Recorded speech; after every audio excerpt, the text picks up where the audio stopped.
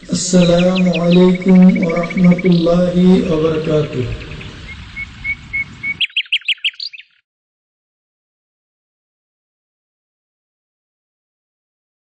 বিসমিল্লাহির রহমানির রহিম। পরম করুণাময় অসীম দয়ালু আল্লাহর নামে শুরু করছি। ইসলামিক কালচারাল সেন্টার দাম্মাম মহান আল্লাহর অশেষ রহমতে আল কোরআন এবং সহিহ হাদিসের আলোকে সঠিকভাবে ইসলাম ধর্ম শিক্ষা দেওয়া এক অনন্য প্রতিষ্ঠান।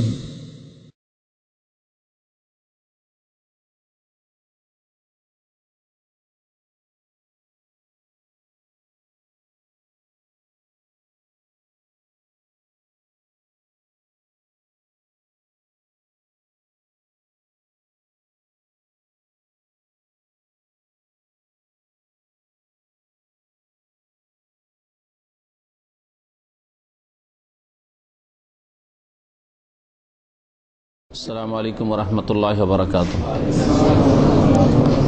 বিসমিল্লাহির রহমানির রহিম। আলহামদুলিল্লাহি রাব্বিল আলামিন ওয়াস সালাতু ওয়াস সালামু আলা সাইয়্যিদিল মুরসালিন নবিয়িনা মুহাম্মদ ওয়া আলা আলিহি ওয়া সাহবিহি আজমাইন। আম্মা বাদ, ফাকাদ ক্বালা আল মুআল্লিফ রাহিমাহুল্লাহু তাআলা ওয়া আন আবি হুরায়রা রাদিয়াল্লাহু আনহু ক্বালা ক্বালা রাসূলুল্লাহ সাল্লাল্লাহু আলাইহি ওয়াসাল্লাম ইযা তাশাহাদা আহাদুকুম ফালিয়াস্তাইজ বিল্লাহি মিন আরবা ইয়াকুল আল্লাহুম্মা ইন্নী আউযু বিকা মিন আযাবি জাহান্নাম ومن عذاب القبر ومن فتنة المحيا والممات ومن شر فتنة المسيح الدجال متفق عليه وفي رواية لمسلم إذا فرغ أحدكم من التشهد الأخير। আল্লাহ পাক রব্বুল আলামিনের সমস্ত প্রশংসা, সালাত এবং সালাম নাযিল হোক প্রিয় নবী সাল্লাল্লাহু আলাইহি সাল্লামের উপর। আজকে আমাদের হাদিসের যে আলোচ্য বিষয় তা হচ্ছে সালাত শেষে, নামাজের শেষে সালামের পূর্বে অথবা পরে যেসব দোয়া বা জিকির আজকার পাঠ করতে হবে, ওই দোয়া এবং জিকির আজকার সম্পর্কীয় হাদিসগুলি। গত সপ্তাহে তাশাহুদ এবং সালাত ইব্রাহিমি দরুদ সম্পর্কে হাদিসগুলি এসছে। তাহলে তাশাহুদ পড়ার পরে যাতে নবী করিম সাল্লাল্লাহু আলাইহি সাল্লামের ওপর সালাম রয়েছে, আসসালামু আলাইকা আইয়ুহান নবী ওয়া রাহমাতুল্লাহি ওয়া বারাকাতুহু। আর দুরুদ সালাত ইব্রাহিম পড়ার পরে যাতে নবী সাল্লাল্লাহু আলাইহি ওয়াসাল্লামের উপর সালাত পেশ করা হয়েছে, আল্লাহুম্মা সাল্লি আলা মুহাম্মদ আল্লাহুম্মা বারিক আলা মুহাম্মদ।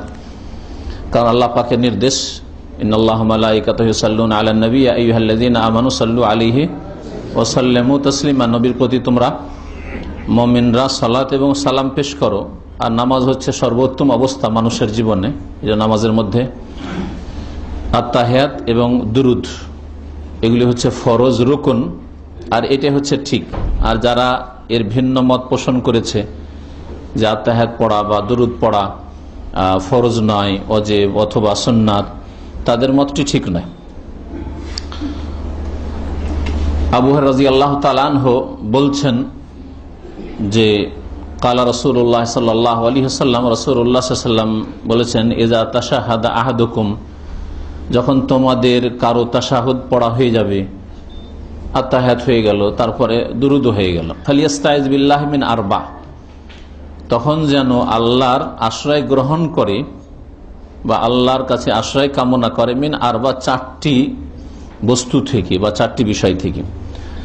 এই চারটি বিষয় থেকে আল্লাহর পানাহ চাইবে, আল্লাহ পাক রব্বুল আলামিনের নিকটে পানাহ চাইবে, আল্লাহ পাকের কাছে আশ্রয় কামনা করবে। পানাহ চাওয়া বা ইস্তিআজা করা মানে আল্লাহর শরণ নেওয়া বা আল্লাহর আশ্রয় গ্রহণ করা, আল্লাহর কাছে আশ্রয় তলব করা যে আল্লাহ আমাদেরকে রক্ষা করো, বাঁচাও। ইয়াকুল বলবে আল্লাহুম্মা ইন্নী আউযু বিকা, হে আল্লাহ। এই চারটি জিনিস থেকে এইভাবে আল্লাহর কাছে পানাহ চাইবে বা আল্লাহর কাছে আশ্রয় কামনা করবে, হে আল্লাহ, ইন্নী আউযু বিকা, আমি তোমার আশ্রয় গ্রহণ করছি। আযা ইয়াউযু মানে আশ্রয় গ্রহণ করা, আর ইস্তিআজা মানে আশ্রয় তলব করা, আশ্রয় কামনা করা। আল্লাহুম্মা ইন্নী আউযু বিকা, কোরআনে কারিমে যেমন আছে, কুল আউযু বিরাব্বিন নাস, কুল আউযু বিরাব্বিল ফালাক। এরকম নবী সাল্লাল্লাহু আলাইহি ওয়াসাল্লামের অনেকগুলি দোয়াতে আউযু রয়েছে, আউযু বিকালিমাতিল্লাহি তাম্মা। তারপরে ইস্তিআজাতে রয়েছে আউযু বিল্লাহি মিনাশ শাইতানির রাজিম, বিতাড়িত শয়তান থেকে আমি আল্লাহ পাকের শরণ নিচ্ছি বা আশ্রয় গ্রহণ করছি।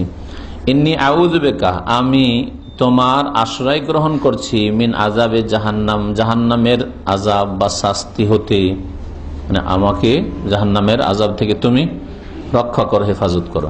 অমিন আযাবিল কবরে, আর কবরের আযাব হতে আশ্রয় গ্রহণ করছি যে তুমি রক্ষা করো। অমিন ফিতনাতিল মাহিয়া ওয়াল মামাত, জীবন এবং মরণের ফিতনা থেকে আল্লাহ তোমার আশ্রয় গ্রহণ করছি। জীবন মরণের ফিতনা কি, আগে তর্জমাটা করে দিই, তারপরে ব্যাখ্যা করব। অমিন শাররি ফিতনাতিল মাসিহিদ দাজ্জাল, আর মাসিহিদ দাজ্জালের ফিতনার অনিষ্ট থেকে তোমার আশ্রয় গ্রহণ করছি। এই চারটি বিষয় হয়ে গেল। তাহলে জীবন মরণের ফিতনাকে একটি ধরা হয়েছে, এইভাবে চারটি হবে। আর যদি জীবনের ফিতনা আলাদা ধরেন আর মরণের ফিতনা আলাদা, তাহলে পাঁচটি হয়ে যায়। হ্যাঁ, এখানে নবী সাল্লাল্লাহু আলাইহি ওয়াসাল্লাম যখন চারটি বলেছেন, তার মানে এইভাবে চারটি। জীবনের ফিতনা, বাকিগুলো তো বুঝতে পারছেন, জাহান্নামের আযাব থেকে রক্ষা কামনা করা, কবরের আযাব থেকে রক্ষা কামনা করা। কারণ কবর মানুষের জন্য দুইয়ের এক। নবী সাল্লাল্লাহু আলাইহি ওয়াসাল্লাম যেমন একটি হাদিসে রয়েছে যে কবর হয় রাউযাতুম মিন রিয়াজিল জান্নাহ, জান্নাতের একটি বাগান মুমিন নেক লোকদের জন্য, আল্লাহ ভীরুদের জন্য, আর না হলে হুফরাতুম মিন হুফারিন নার, অথবা জাহান্নামের একটি গর্ত। কারো জন্য জাহান্নামের গর্ত হবে কবর, আর কারো জন্য এটি হবে জান্নাতের বাগান হবে। তো যাতে করে আপনার জন্য আমার জন্য জান্নাতের বাগান হয়, এই জন্য আমাদেরকে ঈমান আমলে মেহনতি হইতে হবে। আল্লাহ পাক যেন আমাদেরকে ঈমান আমলে মেহনত করা তৌফিক দান করেন, আর আমাদের কবরকে যেন জান্নাতের বাগান বানিয়ে দেন। আমাদের মাতা পিতা, বাপ দাদা, নানা নানি, আত্মীয় স্বজন, মমিন মমিনাত যারা ইসলামের অবস্থায় দুনিয়া থেকে চলে গেছে, আল্লাহ পাক তাদের কবরকে যেন জান্নাতের বাগান বানিয়ে দেন। ফিতনাতুল মাহিয়া, হায়াতুন থেকে মাহিয়া, জীবনের ফিতনা। জীবনের ফিতনা কি হতে পারে? যতগুলি বিপদ আপদ আছে জীবনের, শারীরিক হোক, মানসিক হোক, পারিবারিক হোক, সামাজিক হোক, রাষ্ট্রীয় হোক, আর্থিক হোক। হারাম খাওয়া, একটা লোকের জন্য হারামের রাস্তা খুলে দেওয়া হয়েছে, খুব সহজে গেছে হারাম পথ, হারাম রোজগার, হালালের পথ খুঁজেই পায় না। এটা জীবনের ফিতনা। তাহলে জীবনের ফিতনা শুধু এক দুটি না, অনেক ফিতনা জীবনে। আজকাল মুসলিমে যে সংঘর্ষ, এটাও একটা ফিতনাতুল মাহিয়া, জীবনের ফিতনার অন্তর্ভুক্ত। তারপরে মুমিন মুসলিমদের ওপর কাফেরদের ঝাঁপিয়ে পড়া, মুসাল্লাত হয়ে যাওয়া, এটা হচ্ছে ফিতনাতুল মাহিয়া, জীবনের ফিতনা। এইরকম অনেক ফিতনা রয়েছে। পারিবারিক ফিতনার মধ্যে কারো স্ত্রী খারাপ, আর কোনো মহিলা স্বামী খারাপ, আবার কারো ছেলে মেয়ে খারাপ, কারো ছেলে মেয়ে আবার ভালো তো বাপ খারাপ। তো এসব হচ্ছে ফিতনাতুল মাহিয়ার অন্তর্ভুক্ত।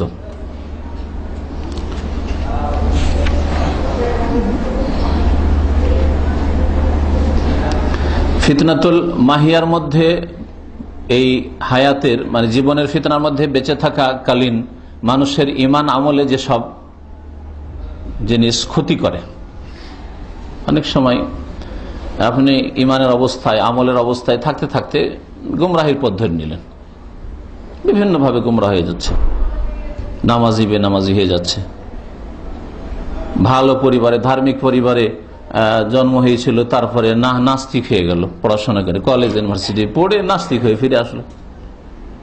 মুসলিম দেশে মাশাআল্লাহ জন্ম নিয়েছিল, আর কোন দেশে এমন কাফের দেশে গেল পড়াশোনা করার জন্য, ও কাফের মুশরিক বিদীন হয়ে আসলো।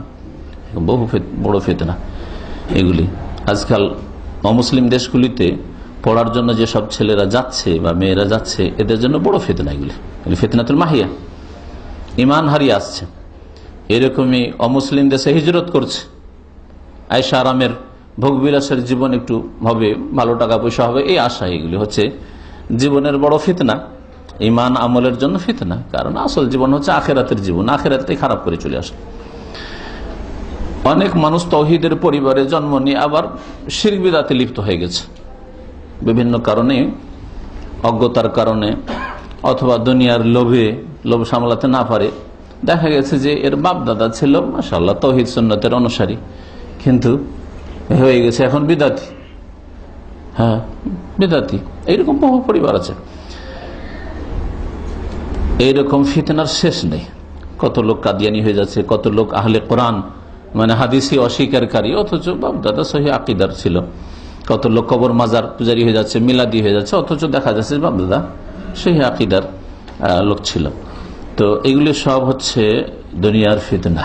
দুনিয়ার মধ্যে যতগুলি দুর্ঘটনা ঘটা, যে কোনো দুর্ঘটনা হোক না কেন, এগুলি হচ্ছে দুনিয়ার ফিতনা। তাহলে ফিতনাতুল মাহিয়া দিয়ে কত কি চাইলেন, চিন্তা করুন তো, কত ব্যাপক দোয়া। হ্যাঁ, আল্লাহ তুমি দুনিয়ার ফিতনা থেকে বাঁচিয়ে রাখিও। আর দুনিয়ার মধ্যে সবচেয়ে বড় ফিতনা হচ্ছে ঈমান আমলের ফিতনা, যেটাকে অনেকে গুরুত্ব দেয় না। এটা গুরুত্ব রাখে যে আল্লাহ যেন কাফেরের জুলমের শিকার না হয়, জালেমের জুলমের শিকার না হয়। হ্যাঁ, এগুলো খুব গুরুত্ব রাখে যে কোনো মুসলিম জালেমেরও যেন জুলমের শিকার না হয়, কোনো কাফের জালেমেরও যেন জুলমের শিকার না হয়, কোন রকমের দুনিয়ার দুর্ঘটনা না হয়, পারিবারিক সমস্যা না হয়, আর্থিক সমস্যা না হয়। এগুলো তো ফিতনা, বুঝতে পারছেন। কিন্তু ইমানের ফিতনা, সুবহানাল্লাহ, ধার্মিক পরিবার, বাপ মা নামাজি, ছেলে একটাও নামাজি না, মা কত পর্দা নাসীন, আর মেয়েরা বেহায়া বেদিন। কেন? ওইদিকে এমন ভাবে মানুষ করেছে যে সব অমানুষ পয়দা হয়েছে। তো এগুলি হচ্ছে দুনিয়ার ফিতনা। এই জন্য দুনিয়ার ক্ষেত্রে ছেলে মেয়েদেরকে ফিতনা বলা হয়েছে, ধন সম্পদকে ফিতনা বলা হয়েছে। কোরআনে কারীম আল্লাহ বলছেন ইন্নামা আমওয়ালুকুম ওয়া আওলাদুকুম ফিতনা, তোমাদের ধন সম্পদ, মালধন আর আওলাদ, তোমাদের ছেলে মেয়েরা ফিতনা। অনেকে হারাম উপার্জনে লেগে গেছেন, হারাম খাচ্ছেন এই জন্য যে ছেলে মেয়েরা আছে। নিজের পেটের জন্য হয়তো হারাম খাওয়ার প্রয়োজন মনে করতেন না, কেন ছেলে মেয়ে কেমন মানুষ করবো, পড়াইতে হবে, এত টাকার প্রয়োজন আমার, মাসে এত টাকা পাঠাইতে হয়, বেতন আমার যথেষ্ট হয় না। হ্যাঁ, তখন হারাম ব্যবসা, হারাম উপার্জন ইত্যাদি। ফিতনাতুল মামাত, মতের ফিতনা আবার কি? মানুষ মরে গেলে তো শেষ, আমল শেষ, তো আবার মতের ফিতনা কি? দেখি আপনাদের কত দূর দৌড় বিদ্যার। মতের ফিতনা আবার কি হইতে পারে? মতের সময় যাতে করে ভালো অবস্থায় মত হয়। ভালো অবস্থায় মত হচ্ছে যে নেক আমলে ছিল, নামাজি, দিনদার, শিরক বিদআতের উপর জীবন যাপন ছিল না, তাওহীদের উপর ছিল, সুন্নাতের উপর ছিল, ভালো অবস্থায় ছিল, মারা গেছে।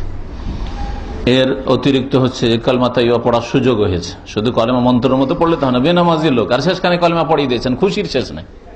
আজকাল আমাদের সমাজে কিন্তু এরকম একটা ধান ধারণা আছে, বাবা 5 ওয়াক্ত নামাজ পড়তো না, হ্যাঁ আমার আব্বাকে শেষখানে কলমা পড়িতে পেরেছে। অথচ দেখা যায় ওর বাপ নামাজই পড়তো না, বা ওর আব্বা হয়তো কবর মাজার পূজারি ছিল, শুধু মন্ত্রের কলমা পড়ি, লাভটা কি হলো? তো অন্তর তো পরিবর্তন হয়নি, অন্তরে তো কবর মাজার ঢুকে আছে, ঠিক না? তো কালিমা পড়া মানে শুধু মন্ত্র পড়ার নাই, অন্তর থেকে বিশ্বাস করে যে লা ইলাহা ইল্লাল্লাহ, বললাম যে একমাত্র আল্লাহ ইলাহ, মাবুদ, আমার ইবাদতের হকদার পীর ওলি মুর্শিদ কবর মাজার নয়। এটা আগে ঠিক থাকতো, তারপরে সেটা স্বীকৃতি শাহাদাত কালিমা পড়লে ফায়দা হবে। নিঃসন্দেহে কালিমা পড়া ফজিলত। মান কানা আখিরু কালামে ইনদাল মাউতি লা ইলাহা ইল্লাল্লাহ দাখালাল জান্নাহ, শেষখানে কালিমা লা ইলাহা ইল্লাল্লাহ পড়লে জান্নাতে দাখিল হবে। কিন্তু লা ইলাহা ইল্লাল্লাহ হচ্ছে স্বীকার উক্তি, স্বীকার উক্তির আগে বিশ্বাস লাগবে। যেমন বিশ্বাস তেমন স্বীকার। বিশ্বাস একরকম আর স্বীকার আর এক রকম, এর নাম তো মুনাফিকি। হ্যাঁ, মনে যদি আপনার এক কথা থাকে আর বলেন অন্য কথা, তো এটা মুনাফিকি চরিত্র নয়? ভাই আপনাকে খুব ভালোবাসি, আপনাকে সবসময় স্মরণ করি, অথচ অন্তরে ঘৃণা করেন, তুই কি বলবেন এই লোকটাকে? লোকটা মুনাফিক, তাই না? তা আপনার ক্ষেত্রে দুই রকম যদি তার দৃষ্টিভঙ্গি, মনে এক কথা আর মুখে এক কথা, তাহলে যদি মুনাফিক বলেন, তো আল্লাহ সম্পর্কে, আল্লাহর দ্বীন সম্পর্কে, আল্লাহর তাওহীদ সম্পর্কে, আল্লাহর কালিমা সম্পর্কে যদি দুই রকম অবস্থা থাকে, মনে শিরক আর বিদআত আর কথাই কালিমা তাইয়্যিবা শেষখানে পড়ে নিল, তাহলে মুনাফিকি চরিত্র এটা। কালিমা তাইয়্যিবা শেষখানে পড়লে অবশ্যই ফজিলত আছে, কিন্তু অন্তরে তাওহীদকে বসিয়ে, অন্তরকে শিরক থেকে মুক্ত করে, কুফরি থেকে মুক্ত করে। সেটা নাস্তিক লোককে শেষখানে কালিমা পড়িয়ে দিলেন, সে এখন তো মরতে হচ্ছে নিরুপায়, আর সবাই বলছে তখন পড়িয়েই নিয়ে জান্নাত পেয়ে যাবে নাকি? এত সস্তা জান্নাত নয়। আম হাসিবতুম আন তাদখুলুল জান্নাহ, আল্লাহ বলছে জান্নাতে তোমরা প্রবেশ করবে, এত সহজ? এত সহজ নয়। তার জন্য কিছু পেশ করতে হবে। তো মতের সময় ফিতনা থেকে, মানে এইরকম বেদিনী অবস্থায় মরে যাওয়া, হ্যাঁ, কুফরির অবস্থায় মরে যাওয়া, শিরকের অবস্থায় মরে যাওয়া, পাপের অবস্থায় মরে যাওয়া, এগুলো হচ্ছে মতের সময়ের ফিতনা। গুনাহ করছিল এই অবস্থায় মরে যাওয়া। একটা লোক সিগারেট ধরিয়ে আছে আর ওই সময় হার্ট অ্যাটাক হয়ে গেল, মরে গেল, কি বলবেন? এটা ফিতনাতুল মামাত নয়? এটা মদের আসরে বসেছিল আর সেখানে মারা গেছে। সুনামির সময় হাজার হাজার পুরুষ মহিলা সমুদ্র বিচে, ইন্দোনেশিয়া, শ্রীলঙ্কা আর যেসব দেশে সুনামি হয়েছে, থাইল্যান্ড ইত্যাদি, এইসব দেশে সব লুচ্চামিতে ডুবেছিল সমুদ্র বিচ। আর ওই সময় তাদের মত এসছে। হ্যাঁ, এইরকম ধরনের ভূমিকম্প এসছে, আর হোটেলে হারাম ভোগবিলাস করছে, সারাবি, কাবাবি, জেনাকারী। এগুলো হচ্ছে মতের ফিতনা। ফিতনাতুল মামাত, মতের সময়ের ফিতনা, পাপের অবস্থায় মরে যাওয়া। নিয়ত করে শুয়েছেন, অসৎ নিয়ত, ফজরে উঠবে না। যারা 4 ওয়াক্ত নামাজি তারা কি এই নিয়ত নেশন না? প্রত্যেকে এই নিয়ত। নিয়ত মানে কি? নামাইতে পড়া। নিয়ত মানে আপনার মনের সংকল্প যে সকাল 7টায় উঠবো, 7:30টায় ডিউটি, আর উঠে ডিউটি যাব। ওর মধ্যে কিছু লোক আছে সকাল 7টা-8টায় উঠে ডিউটির আগে নামাজটা পড়ে নেবো, টান দেবো ডিউটিতে, তাই না? তাহলে আগে থেকে তো আপনার অসৎ নিয়ত নিয়ে আপনি ঘুমিয়েছেন, আর ওই রাত্রে আপনার মত এলো। কোন একদিন তো এরকম মত আসবেই, ঠিক কিনা বলেন? জোহরে ঘুমিয়েছেন না, আসরে উঠবো না, ও 5টায় উঠে নামাজটা পড়ে নেবো, একটু লম্বা টান একটু ঘুমটা দিই 5টার সময় উঠবো, দিয়ে ঘুম দেবো, আমরা কি বলবো, নামাজটা পড়ে নেবো। তাহলে অসৎ নিয়ত নিয়ে ঘুমিয়েছেন, এটা কি মতের ফিতনা নয়? হ্যাঁ, নামাজ জামাত ছেড়ে এদিকে মুসল্লি জামাত হয়ে গেল, ইচ্ছে করে আপনি ঘুমিয়েছেন যে না এতটার সময় আমি উঠবো, নামাজের নিয়ত নিয়ে ঘুমাননি, তাহলে এটা হচ্ছে মতের ফিতনা। তাহলে মতের ফিতনা এইরকম মুসলিম জীবনে কত যে আছে, আর মানব জীবনে যে কত আছে। মতের ফিতনা সম্পর্কে আরব বক্তারা, আরব শেখের আলেমরা তাদের কিতাবাদিতে লিখেছে যে এই যে গাড়ি দুর্ঘটনাগুলি হচ্ছে, অ্যাক্সিডেন্ট, তাতে অনেক ছেলেরা, যুবকরা, এমনকি বুড়োরাও অনেকে গানের আসক্ত আছে। গাড়িতে ওই সময় খুব জোরে সাউন্ড দিয়ে গান আর বাজনা চালিয়ে রেখেছিল, আর অ্যাক্সিডেন্ট হলো।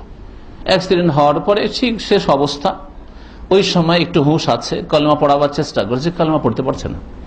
অনেক চেষ্টা করা হয়েছে, একটা ঘটনায়, বহু ঘটনায় সৌদি আরবে ঘটেছে। তাহলে আমাদের দেশগুলিতে এইরকম তো পাপিষ্ঠ অনেক আছে, যাদের অধিকাংশ সময় পাপে কাটছে, গান বাজনায় কাটছে, ফিল্ম দেখায় কাটছে। হ্যাঁ, কখনো আল্লাহ এবং রসুলের মহব্বতের কথা তাদের অন্তরে নেই, তাদের অন্তরে মহব্বত আছে ইসলামের শত্রু, পাপিষ্ঠ, গুনাহগার ওদের। তো এইরকম যে জীবন, ঘটনাগুলিতে লিখেছে, কয়েকবার করে লোকেরা ঘিরে নিয়েছে, আর শেষ অবস্থায় মারা যাচ্ছে অ্যাক্সিডেন্ট হয়ে, বলছে কলমাটা পড়ে না, কলমা পড়ে না। ওই যে গানটা শুনছিল এতে গাড়িতে, ওই গানটাই রিপিট করছে বারো, ওকে বলছে কালিমা পড়ো, ও গান পড়ছে,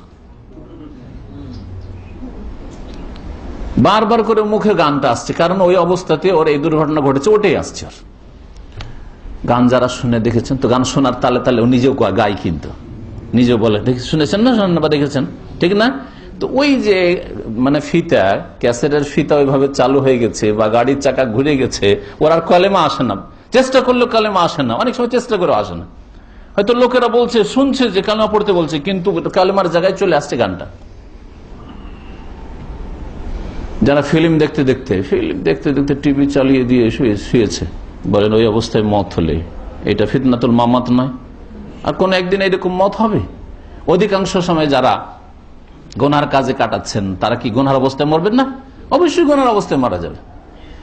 আর যেসব ভাইয়েরা অধিকাংশ সময়, সব সময় হয়তো পারছেন না, কিন্তু অধিকাংশ সময় নেকির কাজে কাটাচ্ছেন, অল্প সময় হয়তো জায়েজ কাজে লেগে আছে, জায়েজ কাজও মানুষ সৎ নিয়ত নিয়ে করলে ওতেও নেকি আছে।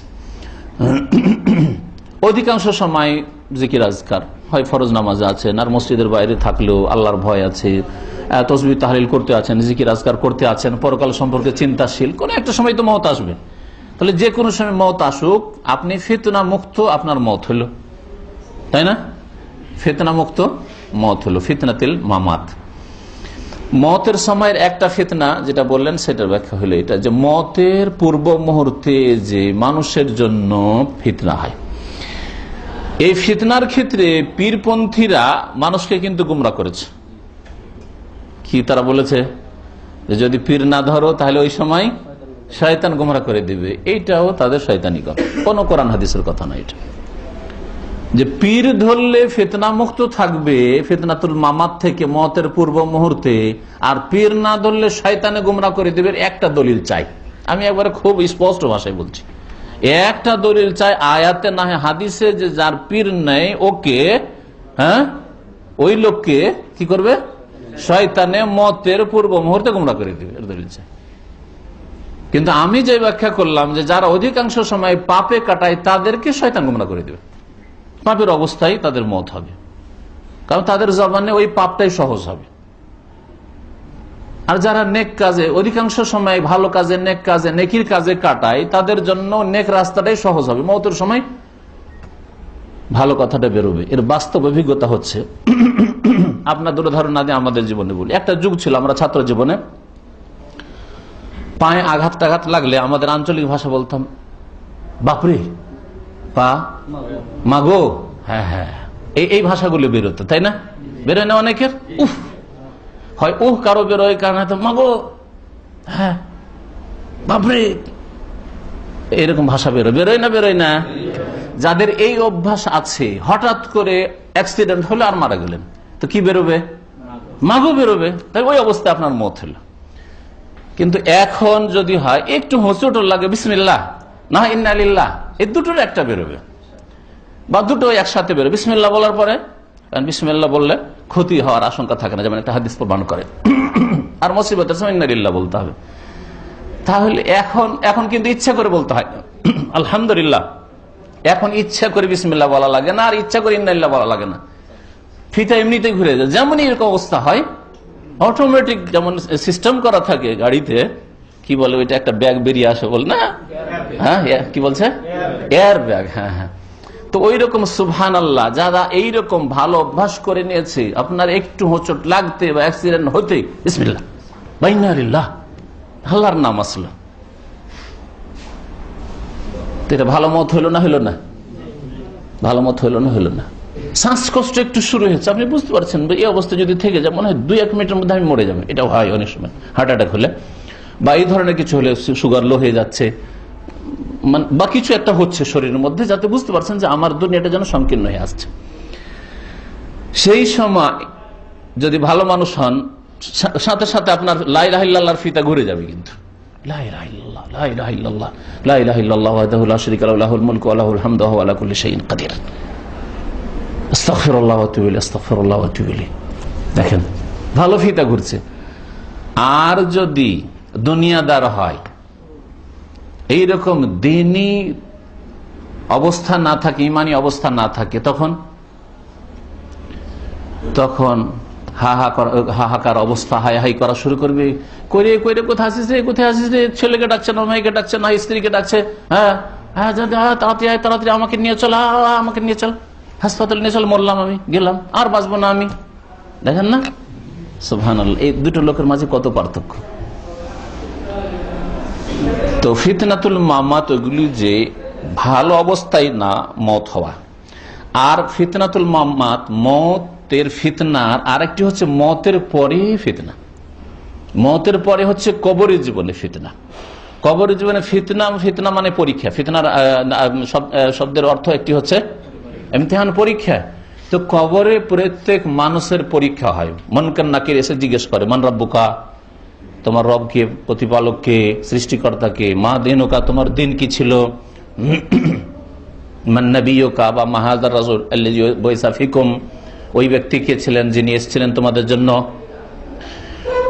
তো এই অফিল কবরে ইনদা সাওয়ালিল মালাকাইন, দুই ফেরেশতার জিজ্ঞাসার সময় যদি জবাব দিতে পারি, তাহলে ফিতনা মুক্ত হতে পারলো মতের ফিতনা থেকে।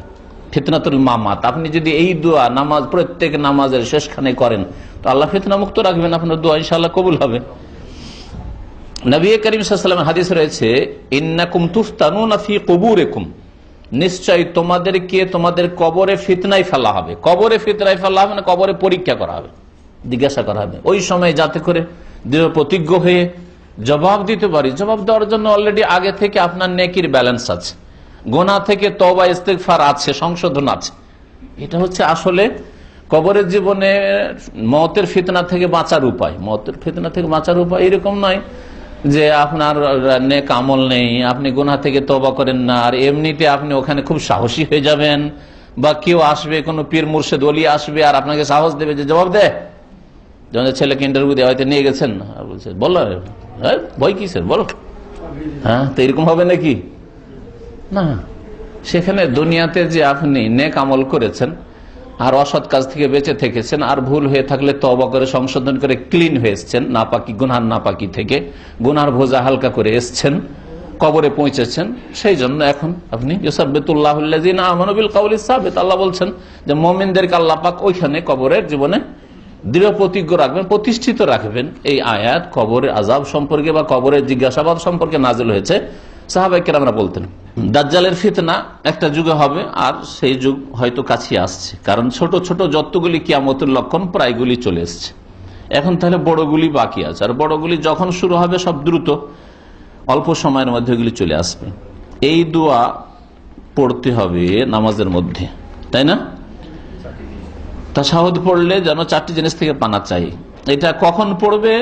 মুসলিমের একটি হাদিস, তো বুখারী মুসলিমের একটি বর্ণনায় আছে ইযা ফারাগা আহাদুকুম মিনাত তাশাহুদিল আখির, যখন শেষ তাশাহুদ থেকে তোমাদের কেউ ফারেগ হবে, মানে শেষ তাশাহুদ যখন পড়া হবে, তাশাহুদ পড়া হলো, সালাত ইব্রাহিমি আল্লাহুম্মা সাল্লি আলা মুহাম্মদ আল্লাহুম্মা বারিক আলা মুহাম্মদ ইন্নাকা হামিদুম মাজিদ পড়া হলো, তখন পড়বেন। তাহলে সালামের আগে, তাই না? সালামের পূর্বে পড়তে হবে।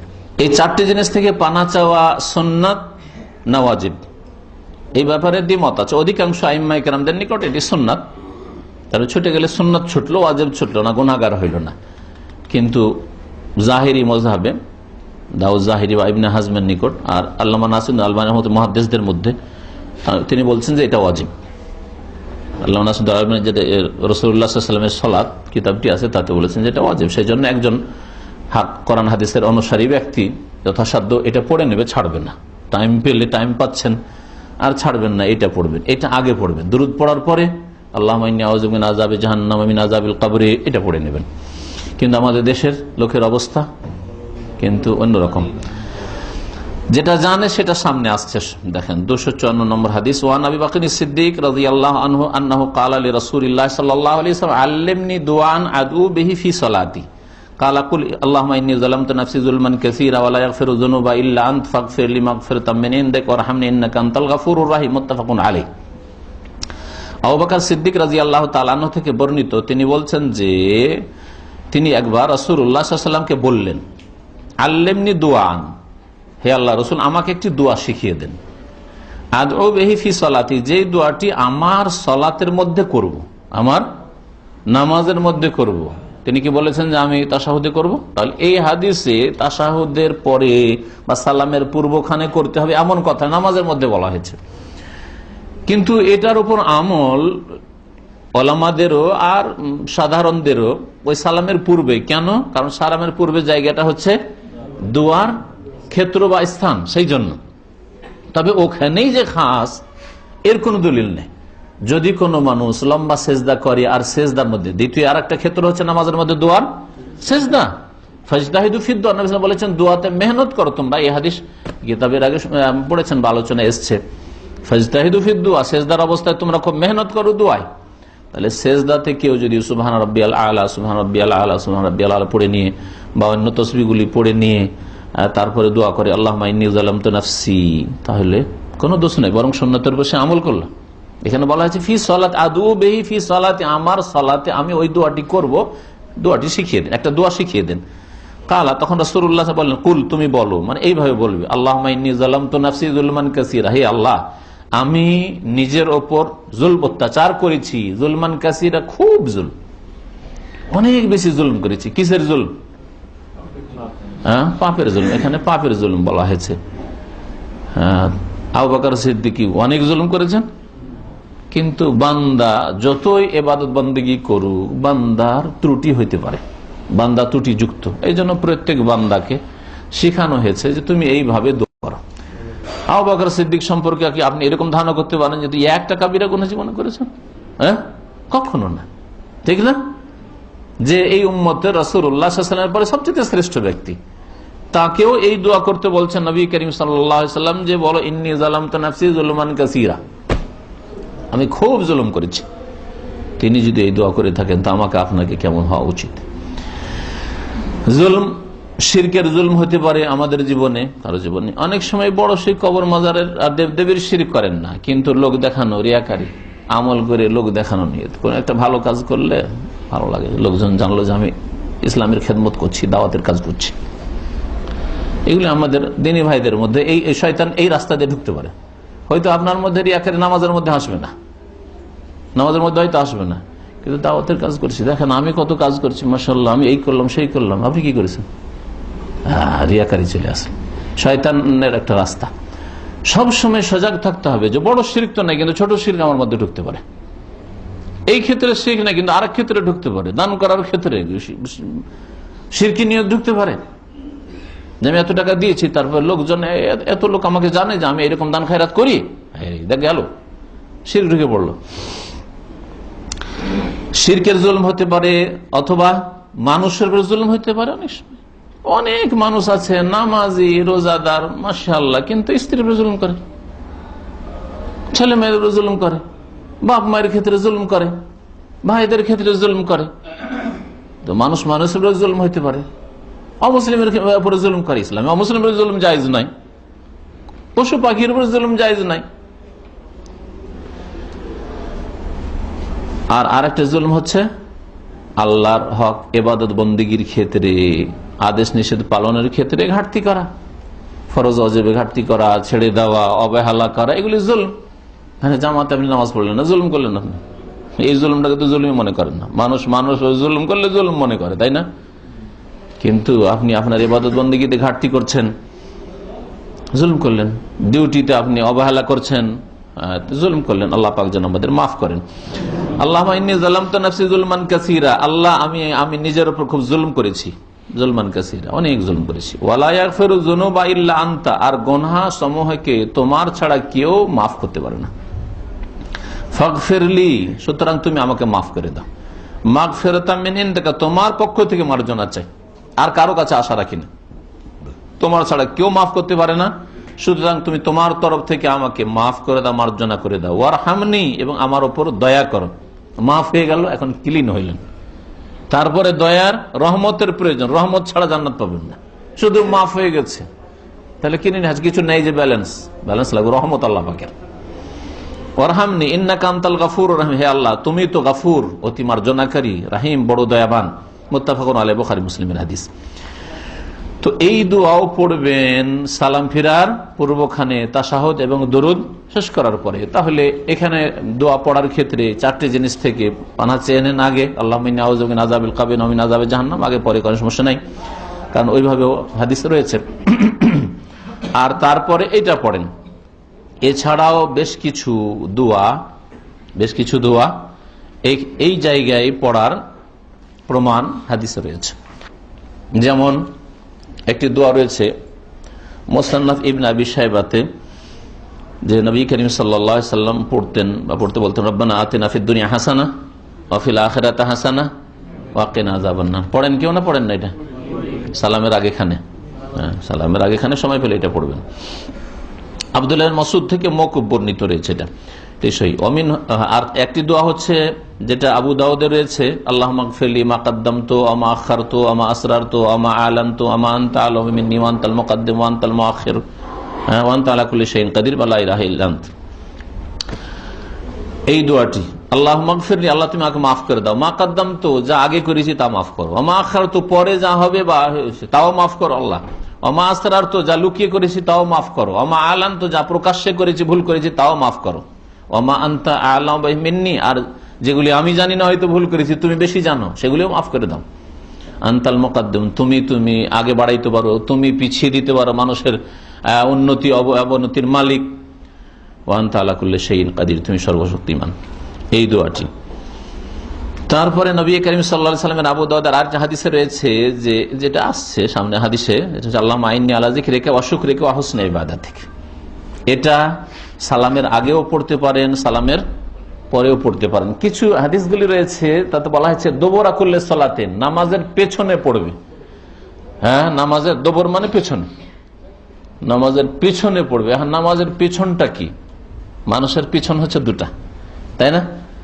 একটা পিছন হচ্ছে এটা, পিছনে লেগে আছে যে চেয়ারটা আমার, এটাও পিছন, আর এটাও পিছন, একটু দূরে আছে। আর আমার যতগুলি আমার পিছনে আছে সবগুলি আমার পিছনে আছে, দূরে যেগুলো আছে সেগুলো, তাই না? তো নামাজের পেছনে তোমরা পড়বে, এর দুটো অর্থ হইতে পারে। একটা অর্থ যে নামাজের ভিতরেই, কিন্তু সালামের আগে, নামাজ শেষ হতে যাচ্ছে ওই সময়, সালাম ফেরার পূর্বে।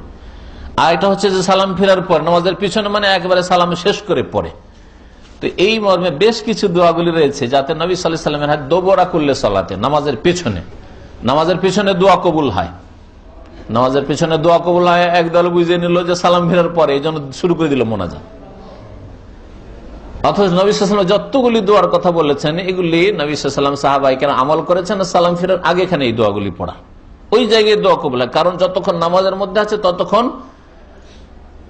চুপি সারে আল্লাহর সাথে বান্দা কথা বলে, মোনাজাত করে। তো এই সময়টা হচ্ছে আসল যুক্তিযুক্ত। ইমাম ইবনে তাইমিয়া রাহমাতুল্লাহ আলাইহি এই হাদিসগুলি সম্পর্কে একটা কথা বলেছেন, মূল্যবান কথা, ওইটা মনে রাখবেন।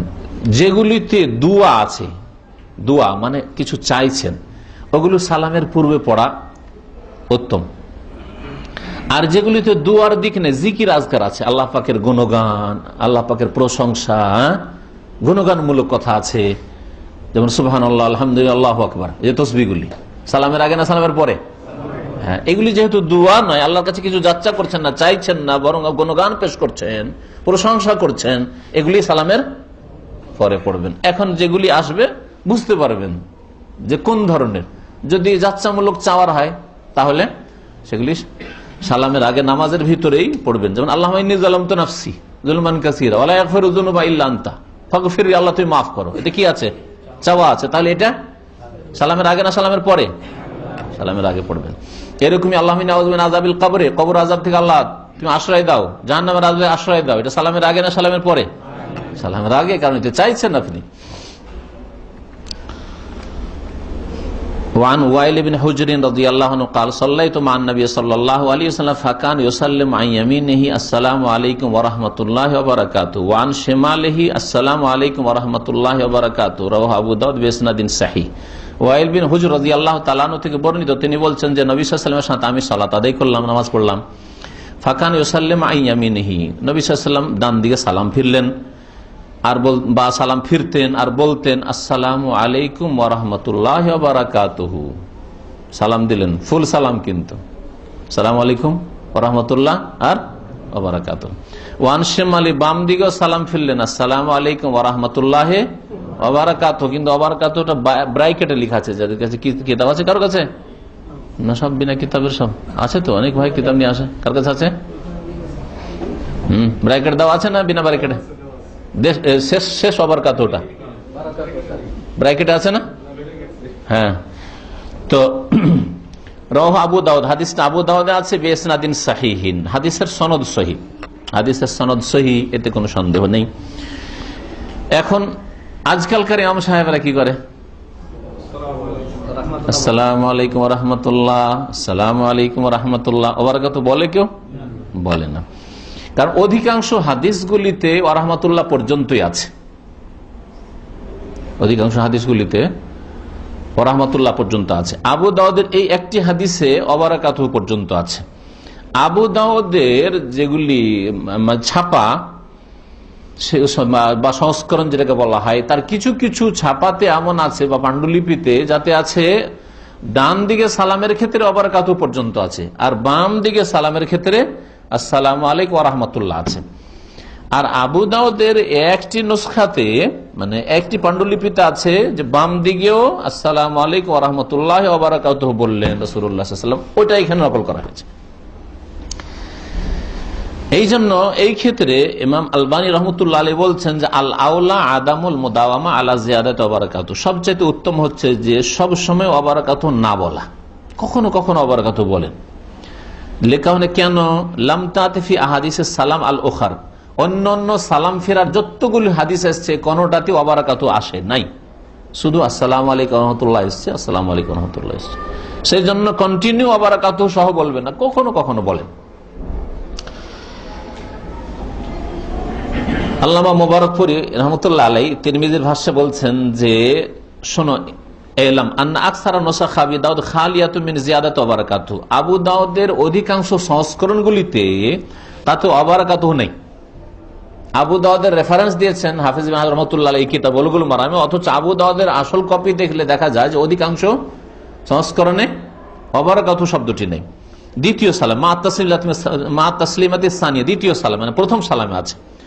ওয়াইন্নামা হিয়া মা তাসলিমাতিল উলা, প্রথম সালামে ডান দিকে সালামের সময় আসসালামু আলাইকুম ওয়া রাহমাতুল্লাহি ওয়া বারাকাতুহু, আসসালামু আলাইকুম ওয়া রাহমাতুল্লাহ, এরকম আছে। এই কারণে হাত্তা তাওয়াহামাল বাদ আন্নাল হাফিজ ইবনে হাজার ওয়াহিমা ফি নাকলি হাযিহি জিয়াদা মা তাসলিমাতিস সানিয়া, এই কারণে অনেকে বলেছেন যে হাফিজ ইবনে হাজার রাহমাতুল্লাহ আলাইহি এত বড় মুহাদ্দিস হওয়া সত্ত্বেও তার এখানে ভ্রম হয়ে গেছে। বাম দিকে সালামের ক্ষেত্রে ওয়াবারাকাতু বাড়াইলেন কেন, এটা তো নেই আবু দাউদে। কারণ অনেকগুলি কয়েকটা কপি দেখলেন আবু দাউদের, দেখছেন যে বাম দিকে সালামে তো ওয়াবারাকাতু পাই না, আর বুলুগুল মারামে ওয়াবারাকাতু নকল করছেন আর বলছেন যে আবু দাউদের কিতাবে আছে, আবু দাউদের অরিজিনাল কপিতে নেই। তো লোকে কি ভাববে, বা আলেমরা কি ভাববেন? বলছেন যে ইবনে হাজারের ভুল হয়ে গেছে, বুঝছেন না? বলছেন এই সম্পর্কে যে না, এই ইবনে হাজারের ভুল হয়েছে, এই কথাটি ভুল।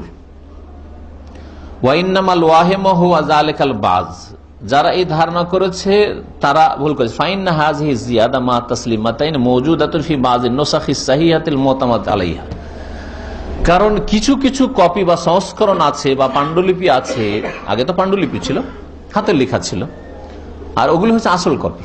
মানুষের ছাপাটা তো পরে হইলো, এই তো কিছুদিন থেকে গেল হইলো। কিছু কিছু পাণ্ডুলিপিতে দুই দিকে ওয়াবারাকাতু আছে। তো যেই পাণ্ডুলিপিটা হাফেজ ইবনে হাজার রহমতুল্লাহ আলাইহির হাতে পড়েছে, নবম শতাব্দীর লোক তিনি, 852-তে তার ইন্তেকাল। তো ওই সময় যে পাণ্ডুলিপিটা তিনি পেয়েছেন ওতে থেকে নকল করেছেন, তাতে ডান দিকে পেয়েছেন আসসালামু আলাইকুম ওয়া রাহমাতুল্লাহ, বাম দিকে পেয়েছেন ওয়া বারাকাতুহু আসসালামু আলাইকুম ওয়া রাহমাতুল্লাহি ওয়া বারাকাতুহু। উনি এইভাবে পেয়েছেন, ওইভাবে নকল করেছেন। কিন্তু অন্যরা অধিকাংশ কপিগুলি যে পেয়েছেন বা পাণ্ডুলিপি পেয়েছেন তাতে বাম দিকে ওয়া বারাকাতুহু নেই। সেই জন্য তারা বলেছেন যে এটা ইবনে হাজারের হয়তো ভুল হয়ে গেছে, কিন্তু আসলে তার ভুল হয়নি, বরং তিনি ওই কপি থেকে নকল করেছে যে কপিতে বাম দিকে ওয়া বারাকাতুহু আছে। এতগুলো কথা সাধারণ মানুষের এরকম জানার প্রয়োজন নেই, এতটা আপনাদের জানার প্রয়োজন যে আপনি সালামে ওয়া বারাকাতুহু পর্যন্ত বলবেন না, বলবেন না।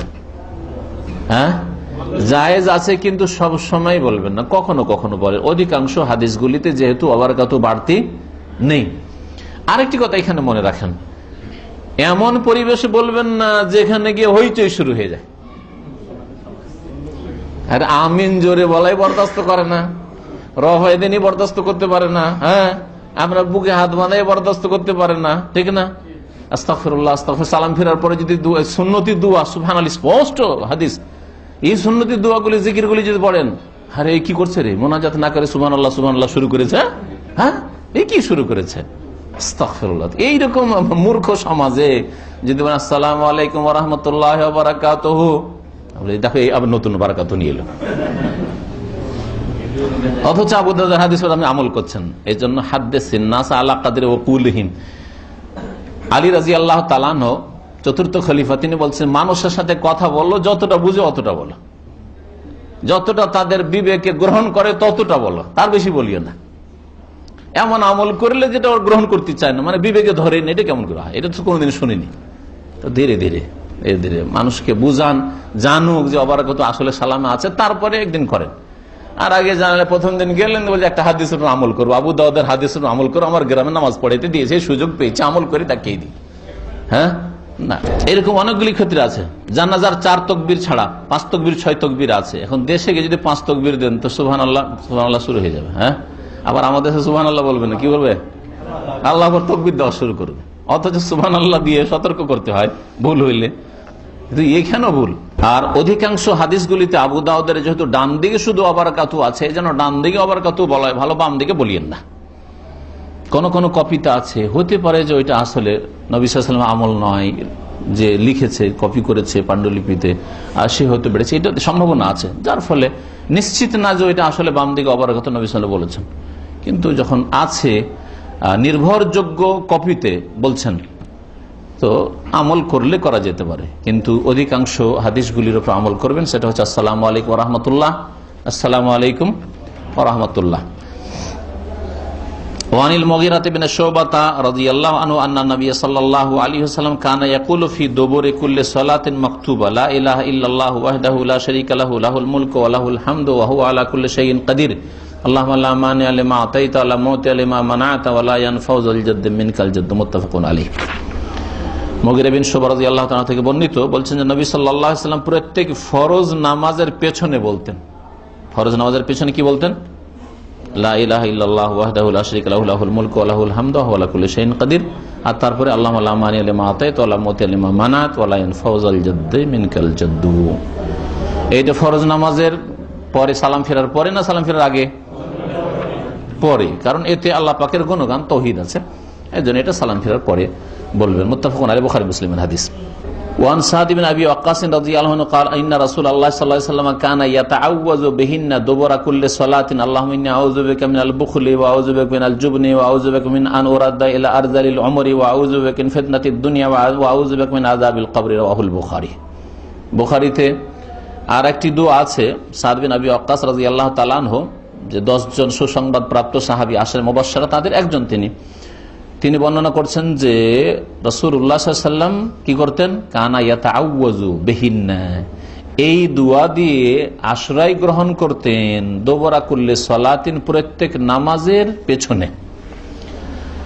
কি, আল্লাহুম্মা ইন্নী আউযু বিকা মিনাল বুখলি, হে আল্লাহ তোমার আমি আশ্রয় চাইছি বা আশ্রয় গ্রহণ করছি বুখল থেকে, বুখল মানে কৃপণতা থেকে, বখিলি থেকে।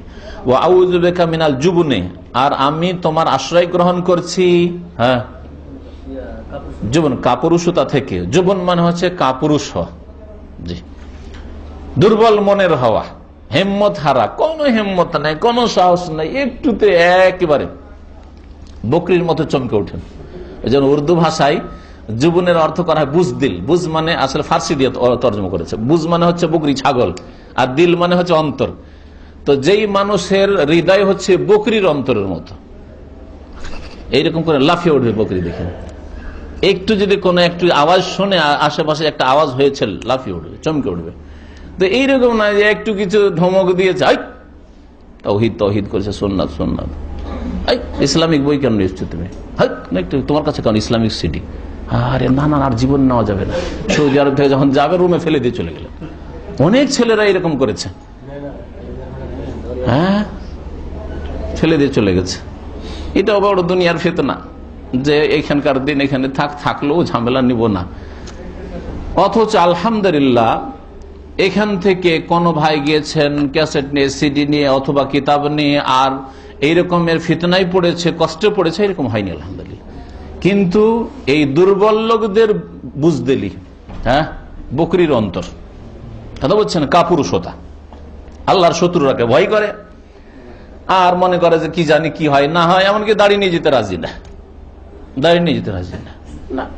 আলহামদুলিল্লাহ দেশের কোটি কোটি লোক দাড়িওয়ালা আছে, শুধু লাখ লাখ না, কোটি কোটি লোক দাড়িওয়ালা লোক আছে। হ্যাঁ, তো আপনি আল্লাহকে ভয় করেন, মানুষকে ভয় করেন না, তাহলে আল্লাহ পাক রব্বুল আলামিন আপনার রক্ষার ব্যবস্থা করবেন।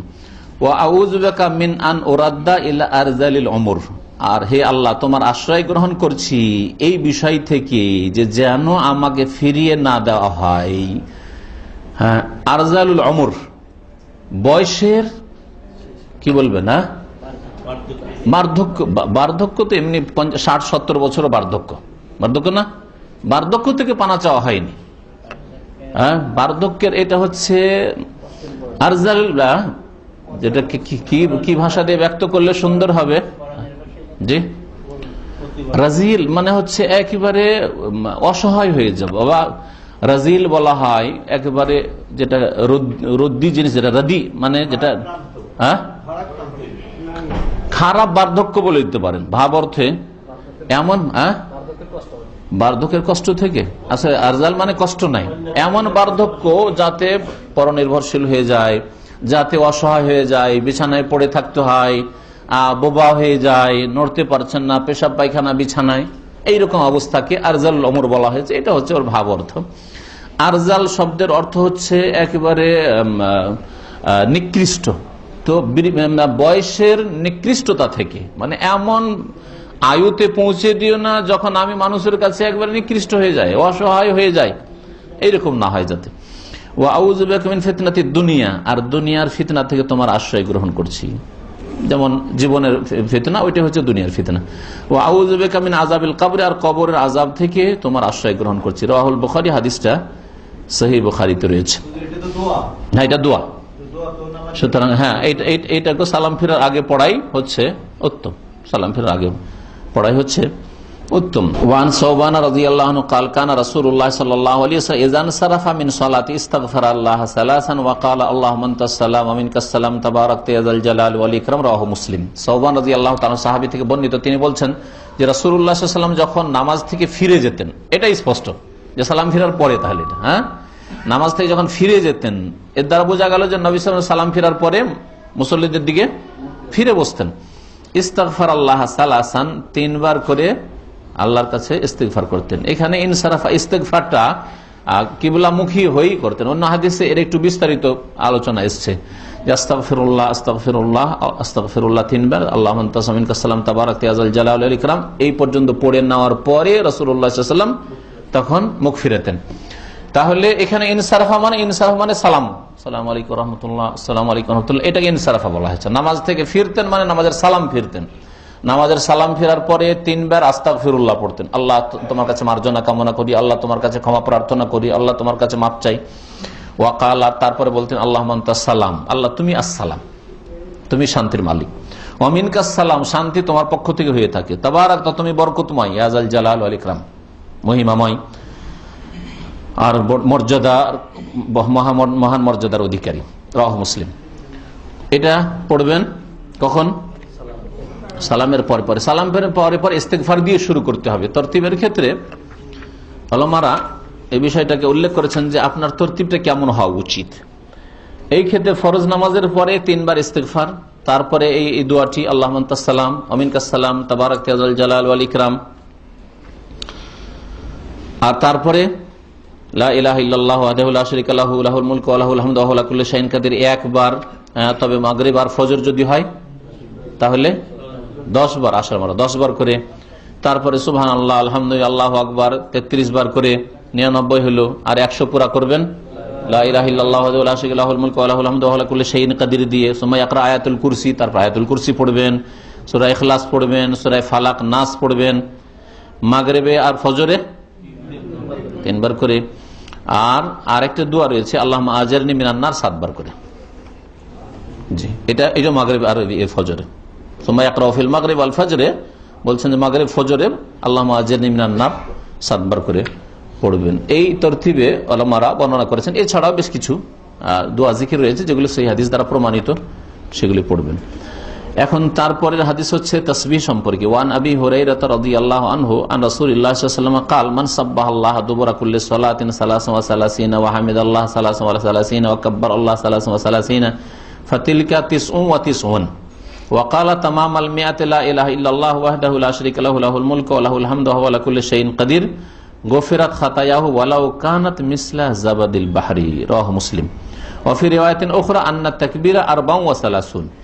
আবু হুরায়রা রাদিয়াল্লাহু তাআলা আনহু থেকে বর্ণিত, রাসূলুল্লাহ সাল্লাল্লাহু আলাইহি ওয়াসাল্লাম বলেছেন মান সাব্বাহাল্লাহ দুবরা কুল্লি সালাতিন, যেই ব্যক্তি আল্লাহর তাসবিহ পবিত্রতা ঘোষণা করবে, তাসবিহ পাঠ করবে প্রত্যেক নামাজের পরে, মানে ফরজ নামাজের পরে। এই আমলগুলি সব ফরজ নামাজের পরে, সুন্নতের পরে এই রকম তাসবিহ বা দোয়াগুলির কোনো প্রমাণ নেই। 33 বার করি। ওয়াহামিদাল্লাহ, আর আল্লাহর প্রশংসা করবে 33 বার করে। আলহামদুলিল্লাহ পড়বে 33 বার। ওয়াকাব্বার আল্লাহ, আর আল্লাহু আকবার বলবে, আল্লাহর বড়ত্ব বয়ান করবে 33 বার করে। কত হইল? ফাতিলকা 99, এই হয়ে গেল 99 বা 99। ওয়াকালা তামামাল মিআ, আর 100 পুরা করবে লা ইলাহা ইল্লাল্লাহু ওয়াহদাহু লা শারীকা লাহু লাহুল মুলকু ওয়া লাহুল হামদু ওয়া হুয়া আলা কুল্লি শাইইন কাদির দিয়ে। ফজিলত কি পাবে? বলছেন গফিরাত খাতায়াহু, তার গুনাহগুলি মাফ করে দেওয়া হয়। খাতা শুধু সাগীরাকে বলা হয় না, বড় গুনাহকেও বলা হয়। হ্যাঁ, বড় গুনাহ মাফ হয়, কিন্তু এর সাথে তওবা করতে হবে। আহলে সুন্নাত ওয়াল জামাতের নিকট বড় গুনাহ যদি হয়ে থাকে তওবা শর্ত আছে, মানে সংশোধন করতে হবে, অনুতপ্ত লজ্জিত হইতে হবে, আগামীর জন্য প্রতিজ্ঞা আর করব না, বন্ধ করতে হবে গুনাহ, মানুষের হক হলে দিয়ে আসতে হবে বা মাফ চেয়ে নিতে হবে ইত্যাদি।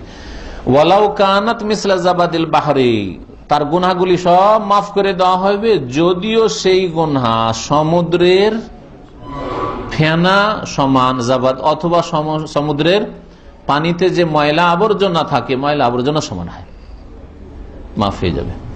কিন্তু যেমনটা বললাম যে ছোট গুনাহ মাফ হয়ে যাবে, আর বড় গুনার জন্য তার সাথে সাথে তওবা করতে হয়। তওবা করা মানে তওবা পড়া না তওবা করা?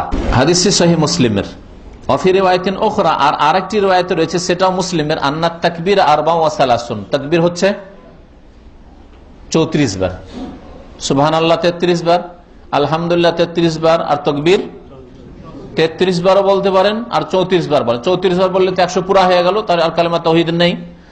আর যদি 33 বার পড়েন তো 99 হলো, 100 পুরা করবেন কালেমা তাওহীদ, লা ইলাহা ইল্লাল্লাহু ওয়াহদাহু লা শারীকা লাহু লাহুল মুলকু ওয়া লাহুল হামদু ওয়া হুয়া আলা কুল্লি শাইইন কাদির দিয়ে। তাহলে নামাজের পরে দুই রকম পড়াই প্রমাণিত। প্রসিদ্ধ হাদিস হচ্ছে 33 33 33 আর 100 পুরা করা কালেমা তাওহীদ দিয়ে। আর আরেকটি হাদিস রিওয়ায়াত যেহেতু আছে সহিহ মুসলিমে, কাব বিন উজরা রাদিয়াল্লাহু তাআলা আনহু থেকে, আর এই হাদিসটা যেটা 33 33 এটা আবু হুরায়রা রাদিয়াল্লাহু তাআলা আনহু থেকে, সুতরাং ওর উপর আমল করা যেতে পারে।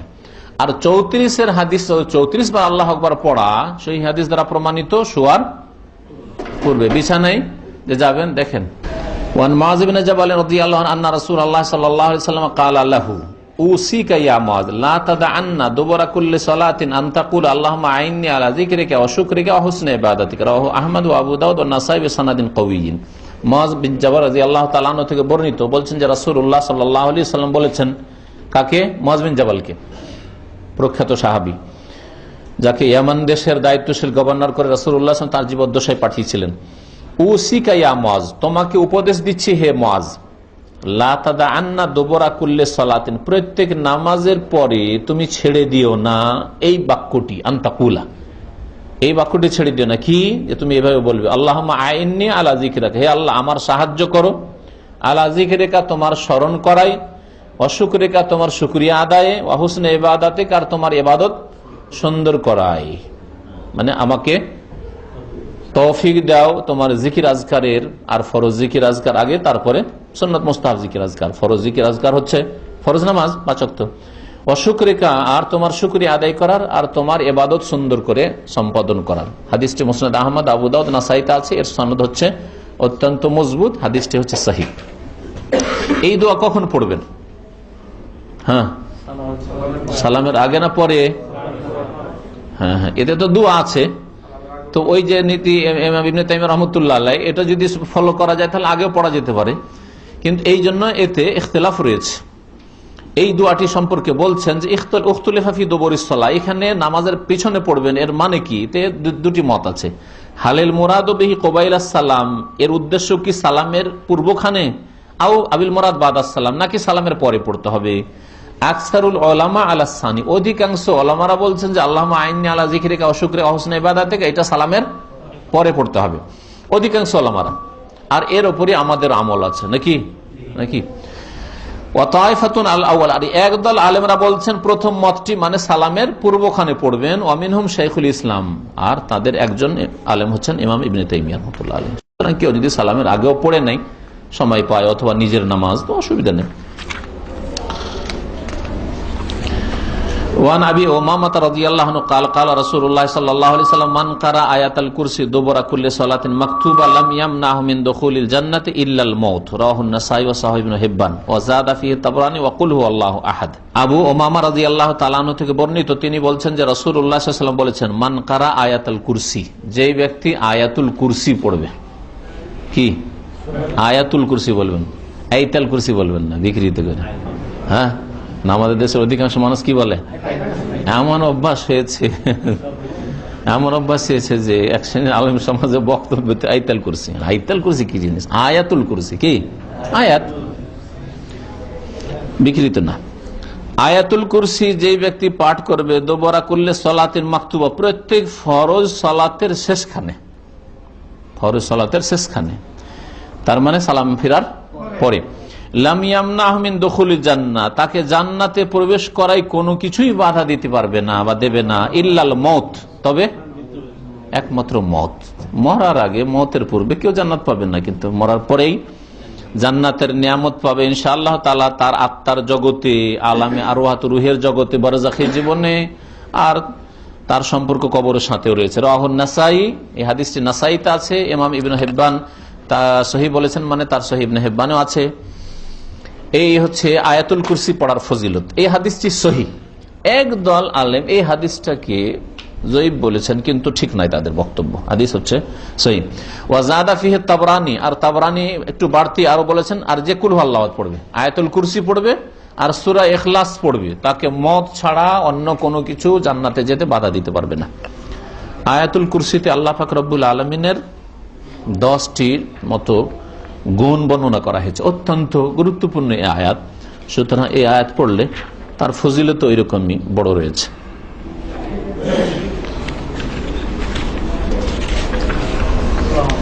আর কয়েকটা হাদিস আছে, তবে সেগুলি নামাজের অন্য বিষয় সম্পর্কে। আর যে আসল বিষয়টা আলোচনা চলছিল, নামাজের আগে যে দোয়াগুলি কি বলছে, সালামের আগে, সালামের পূর্বখানে যে দোয়াগুলি পড়তে হবে সেগুলি সম্পর্কে, আর সালামের পরে যে জিকির আজকারগুলি পড়তে হবে বা তাসবিহ পড়তে হবে সেগুলি সম্পর্কে সেই আলোচনা আজকে শেষ হলো।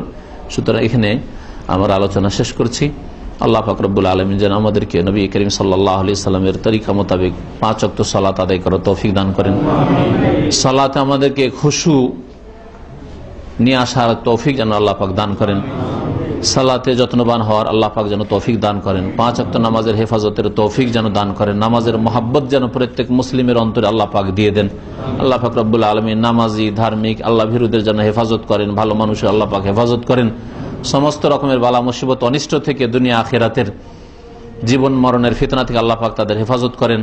আর অসৎ লোকদেরকে আল্লাহ পাক রব্বুল আলামিন যেন হিদায়াত দান করেন। আল্লাহ পাক তাদেরকে যেন ফিরিয়ে নিয়ে আসেন তার দিনের দিকে। আল্লাহুম্মা হদি কওমি ফাইন্নাহুম লা ইয়ালামুন। আল্লাহ, আমাদের জাতির মূর্খরা, নাস্তিকরা, বেদিনরা, তারা জানে না তোমার সম্পর্কে, তোমার গজব সম্পর্কে, তোমার আযাব, জান্নাত, জাহান্নাম সম্পর্কে, পরকাল সম্পর্কে, তোমার তৌহিদ সম্পর্কে। আল্লাহ তাদেরকে তুমি হিদায়াত দান করো।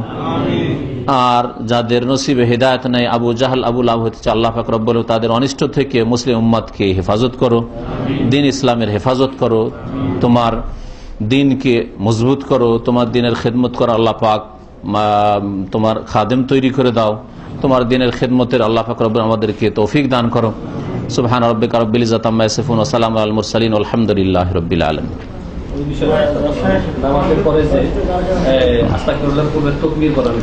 সালাম ফিরার পরে আল্লাহু আকবার, এটা কোন কোন উলামাদের আমল আছে, আমাদের দেশে আহলে হাদিস আলেমদের, কিন্তু এই সম্পর্কে যে হাদিস বর্ণনা হয়েছে মুসলিমে, তাতে বর্ণনাকারী বর্ণনা করেছেন যিনি, তিনি আরেকবার তার ছাত্র যখন বলল যে আল্লাহ আকবার বলবো, তখন তিনি অস্বীকার করেছেন। যার ফলে আমরাও নিজেরাও এর উপরে আগে আমল করলেও এখন সেই আমলটা গুরুত্ব দিই না, আর বলিও না। বুঝতে পেরেছেন? আর এইটাই হচ্ছে ঠিক। শাইখ ইবনে বাজ রাহমাতুল্লাহ আলাইহি আল্লাহু আকবার সম্পর্কে জিজ্ঞাসা করা হলে তিনি বলেছেন যে এখানে তাকবীর মানে আল্লাহু আকবার বলা নয়, বরং তাকবীর মানে আল্লাহ পাক রব্বুল আলামিনের গুণগান বর্ণনা করা, আর তা আস্তাগফিরুল্লাহ আস্তাগফিরুল্লাহ দিয়ে শুরু হইতে হবে।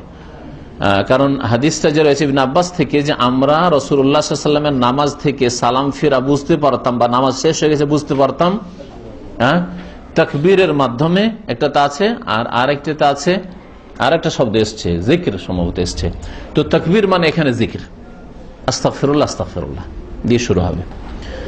জি, আল্লাহু আলাম। জি, একজন মুসল্লি প্রথম জামাত শেষ করে আবার যখন দ্বিতীয় জামাত শুরু হয়েছে সেখানেও সে ইকরার করে, এইভাবে নামাজ শুদ্ধ হবে? প্রথম জামাতে নামাজ পড়েছে, ফরজ আদায় হয়ে গেছে, এখন দ্বিতীয় যদি জামাত হয়, আর যদি মনে করে যে আমি ফ্রি আছি, এদের সাথে জামাতে লেগে গিয়ে এদের জামাতে হেল্প করব, যেমন হাদিসে আছে যে কেউ আছে আল্লাহ রাজুলুন ইয়াতাসাদ্দাকু আলা হাযা, কেউ আছে কি যে একটু সাদকা করবে, একটা লোক এসছে জামাত হয় না বেচারার, তো করে তো ভালো কথা। দ্বিতীয় নামাজ তার নফল হয়ে যাবে।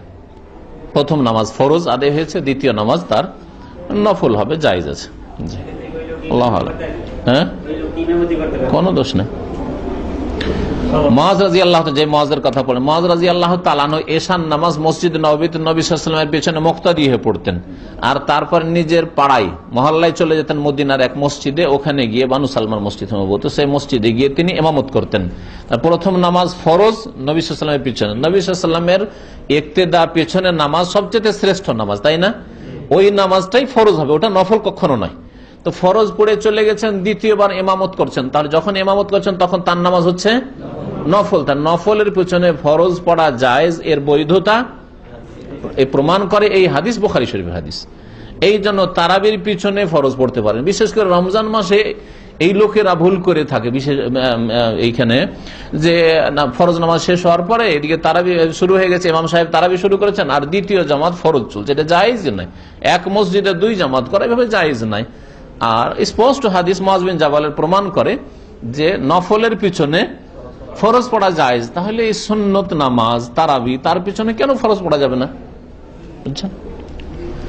এইরকমই এই লোকটি যেমন ভাই জিজ্ঞেস করলেন যে এই লোক ইমামত করতে পারে কিনা, ইমামত অবশ্যই করতে পারে জি, কারণ নফল পড়া ব্যক্তির পিছনে ফরজ পড়া জায়েজ। এইরকমই আপনি অনেক সময় এখানকার লোকেরা বা মিশরীরা এরকম করে, আপনি নামাজ পড়ছেন হয়তো সুন্নাত, আর ও এসে আপনাকে একটু পিঠে একটু ইশারা দিল, একটু ইশারা করলো আর তারপরে আপনার সাথে লেগে গেল, তখন আপনি পেরেশান হয়ে যান যে করবো কি রে বাবা। না, পেরেশানের কিছু নাই, আপনি আপনার সুন্নতের নিয়তে সুন্নতি পড়েন আর ও আপনার ইক্তেদা করুক, অসুবিধা কি? আপনি ওকে ইক্তেদা করতেও বলেননি, নিষেধ করার প্রয়োজন নেই। অনেক আবার হটাইবার চেষ্টা করে না মাফি, মানে ইশারা করে যে মাফি, এটা করার দরকার নেই, এটা প্রয়োজন নেই। নফলের পিছনে সুন্নতের পিছনে ফরজ পড়া জায়েজ আছে। হ্যাঁ, বিশেষ মযহাবে জায়েজ নাই, ওদের মোল্লাদের সমস্যা, যেহেতু ওরা অন্ধ তকলিদ করে জায়েজ নাই, তখন সমস্যা, তখন ও পেরেশান বেশি। আপনার পেরেশানে কিছু নেই, কারণ আপনি তো হাদিসের অনুসারী। হ্যাঁ হ্যাঁ হ্যাঁ, সব ব্যাপারে করেন না, হ্যাঁ হ্যাঁ সব ব্যাপারে করেন না, কথা ঠিক বলেছেন। বড় ইমাম সাহেবকে ছেড়ে দিয়ে ছোটদের ফতোয়া মানে অনেক সময় জি। তাকবীর গুলো তো জোরে দেবেন, না হলে কেমন বুঝবে যে আপনার রুকু সিজদা কখন করছেন, তো বুঝতে পারবে না। তো তাকবীর তো দেবেন, আর জোরে করলে অসুবিধা নেই, জোরে কেরাত করলে রাত্রের নামাজ যদি হয় জোরে করে দেন কোনো দোষ নেই। জি হ্যাঁ, দোয়ায়ে মাসুরা মানে এর আগে বলেছি, আপনি ছুটিতে দোয়ায়ে মাসুরার ব্যাখ্যাই করি। দোয়ায়ে মাসুরা মানে কি? আসার মানে হাদিস, হাদিস কো হাদিস বলা হয়, হাদিস শব্দ। আর সুন্নাত মানেও হাদিস, হ্যাঁ, আর খবর মানেও হাদিস, আর আসার মানেও হাদিস। তো মাসুরা মানে যেটা হাদিসে বর্ণিত, যেই দোয়া হাদিসে এসছে, কোরআনে এসছে, সেটা হচ্ছে দোয়া মাসুরা। আল্লাহ থেকে নকল হয়েছে, কোরআনে কারীম আছে। মাসুরা মানে মানকুলা, নকল হয়েছে, হ্যাঁ, আল্লাহ থেকে বর্ণিত অথবা রাসূলুল্লাহ সাল্লাল্লাহু আলাইহি ওয়াসাল্লাম থেকে বর্ণিত হাদিসের দোয়া। বুঝা গেছে? দোয়ায়ে মাসুরা শুধু আল্লাহুম্মা ইন্নী যালামতু নাফসি না, এটা তো আমাদের ইলমের বিদ্যার শোচনীয়তা, হ্যাঁ, বিদ্যার মিসকিন ইয়েতিম বেচারারা আল্লাহুম্মা ইন্নী যালামতু নাফসি ছাড়া আর দোয়ায়ে মাসুরাই বুঝে না। অথচ দোয়ায়ে মাসুরা মানে হাদিসের যে কোনো দোয়াই, রব্বানা আতিনা ফিদ দুনিয়া হাসানাহ দোয়ায়ে মাসুরা, আল্লাহুম্মা ইন্নী আউযু বিকা মিন আযাবিল কবর ওয়া মিন আযাবি জাহান্নাম যেটা বলে দোয়ায়ে মাসুরা, হ্যাঁ, যে কোনো হাদিসের দোয়া। হাদিসের দোয়া আরো বলে দোয়ায়ে মাসুরা, আপনি আর বাথরুমে ঢুকছেন বেরোচ্ছেন গোফরানাকা, এগুলো তো দোয়ায়ে মাসুরা, কারণ হাদিসে এসেছে। আর আপনার বানানো দোয়া এটা দোয়ায়ে মাসুরা নাই, হ্যাঁ, বানিয়ে যখন দোয়া করবেন নিজে আরবি ভাষাতেও যদি করেন ওটা দোয়ায়ে মাসুরা নাই, কারণ আপনার বানানো, এটা নবী সাল্লাল্লাহু আলাইহি ওয়াসাল্লাম হাদিসে নেই।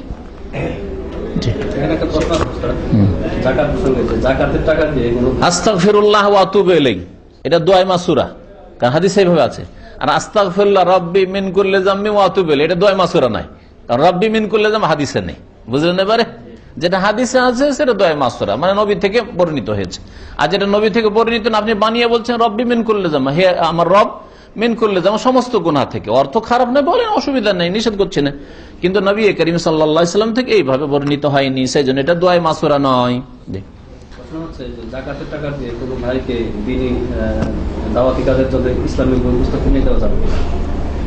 যাকাতের টাকা 8 জায়গায় খরচ করা যাবে, তার মধ্যে একটি জায়গা 7 নম্বরে আল্লাহ বলেছেন অফিস সাবিলিল্লাহ, সূরা তাওবার আয়াত নম্বর 60, আয়াত নম্বর 60, হ্যাঁ। তো এতে আছে যে অফিস সাবিলিল্লাহ, আল্লাহর রাস্তায় যাকাতের টাকা খরচ করতে পারবেন। তো আল্লাহর রাস্তা কি? আল্লাহর রাস্তার একটি হচ্ছে জিহাদ, যখন জিহাদ শরীয়ত সম্মত চালু থাকবে, তার জন্য একজন ইমাম রাষ্ট্রনেতা হইতে হবে, যিনি ঘোষণা করবেন যদি প্রয়োজন হয়। তাহলে রাসূলুল্লাহ সাল্লাল্লাহু আলাইহি ওয়াসাল্লাম মক্কাতে যেহেতু ইসলামিক স্টেট ছিল না, সেই জন্য জিহাদের ঘোষণা হয়নি, বরং নিষেধ ছিল, তাই না? তখন যদি কি আবু জাহেলকে মেরে দিত, তো নেকির কাজ করতো, গুনার কাজ করতো, নিষেধ ছিল। কুফু আইদিয়াকুম, কোরআনের আয়াত, আলাম তারা ইলাল্লাযিনা কিলা লাহুম, তুমি কি জানো ওই লোকদেরকে যাদেরকে বলা হয়েছিল কুফু আইদিয়াকুম, খবরদার কাউকে মারবে না, কারো দিকে হাত বাড়বে, তোমাকে মারে তবু মারবে না, মার খেয়ে থেকে যাও। ওয়াকিমুস সালাহ, হ্যাঁ নামাজ কায়েম করো। ওয়াকিমুস সালাহ, এখন নামাজ পড়ো, কাউকে মারি না। রাতের অন্ধকার আবু জাহলকে মারা যেত না? ওদের কোনো পাকা বাড়ি ছিল না, তাদের কোনো বডিগার্ড ছিল? আবু লাহাবকে মারা যেত না? আবু লাহাবের স্ত্রীকে মারা যেত না যে নবী সাল্লাল্লাহু আলাইহি ওয়াসাল্লামের রাস্তায় কাটা ফেলতো আর ময়লা আবর্জনা ফেলতো? ঠিকই মারা যেত, কিন্তু নিষেধ ছিল। মদিনায় যখন ইসলামিক স্টেট হলো, রাসূলুল্লাহ সাল্লাল্লাহু আলাইহি সাল্লাম তার মালিক হলেন, তখন আল্লাহ পাক জিহাদ ফরজ করলেন। আর একজন কোন আলেম উঠে যাবে আর বলবে যে হ্যাঁ জিহাদ করতে যাবে, এটা জিহাদ নাই, এটা জিহাদ নাই। কারণ এতে লাভ করবে না ক্ষতি করবে। যদিও মুসলিম মজলুম হয়, জুলুম বরদাস্ত করতে হবে, কিন্তু জিহাদের ঘোষণা করে দেবেন সাধারণ মানুষ, প্রোটেকশন কে দিবে? জেহাদের ঘোষণা করে দেওয়ার পরে যে প্রতিক্রিয়া হবে, তো এটা সামলাবে কে? কিন্তু একটা সরকার যদি হয়, তাহলে ওর কাছে সেনাবাহিনী আছে, ও সবাই সামলাবে। আদেশ করেছে, আপনি আনুগত্য করেন, নেতার আর সামলাবার মালিক দেশের মালিক। এইরকম ইসলামের দণ্ডবিধি বিধান যেগুলি আছে, চোরের হাত কাটা ইত্যাদি, এগুলি জনসাধারণ করতে পারবে না, কোন আলেমে দিন করতে পারবে, যত বড় আল্লামা হোক আর মুহাদ্দিস হোক আর কেউ শাইখুল হাদিস হোক, কেউ করতে পারবে না। এটা করবে রাষ্ট্রনেতা। কারণ একজন আলেমে দিন যদি এইরকম দণ্ডবিধান, জেনা করেছে দিল কোড়া লাগিয়া, তারপরে ওই বংশের লোকেরা ওই আলেমদের রাস্তায় যাচ্ছিল, কোথাও দিল মেরে, ওই আলেমের 2-4-5টা ছেলেকে মেরে দিল, ফাসাদ হবে না? হবে না। কিন্তু সরকার, যার কাছে রাষ্ট্রীয় ক্ষমতা আছে, দণ্ডবিধান কায়েম করে জেনার শাস্তি দিবে বা চোরের শাস্তি দিবে, হাত কাটবে, সরকারের কাছে প্রোটেকশনের ব্যবস্থা আছে। বুঝতে পেরেছেন? এই জন্য দণ্ডবিধানগুলি আর জিহাদের মাসলা এটা মানুষের হাতে নয়। ফিসাবিলিল্লাহর একটা হচ্ছে ওইটা যখন জিহাদ থাকবে তখন।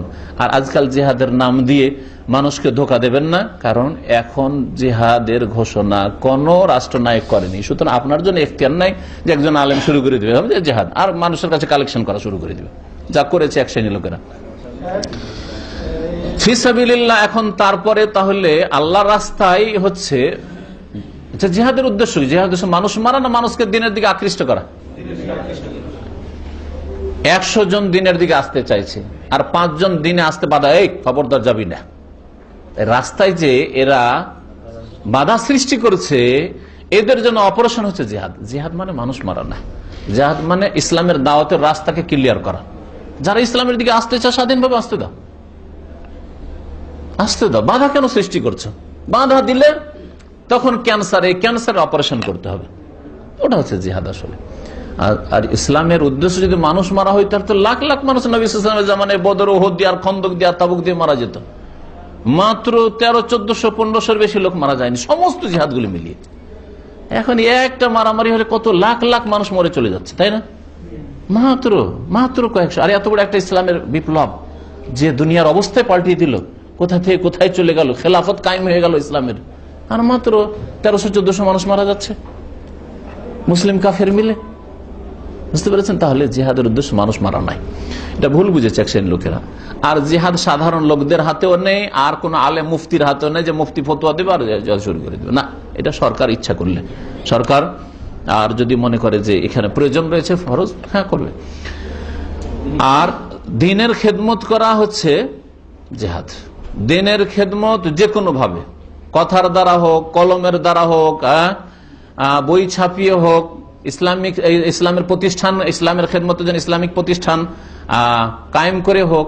এই জন্য সৌদি আরবের বড় বড় ওলামারা, শেখ ইবনে উসাইমিন, শেখ জিবরিন, তারপর শেখ ইবনে বাজ, তাদের ফতোয়া আছে যে যাকাতের টাকা দিয়ে ইসলামের দাওয়াত, ইসলাম প্রচার প্রসারের কাজ করা যাবে।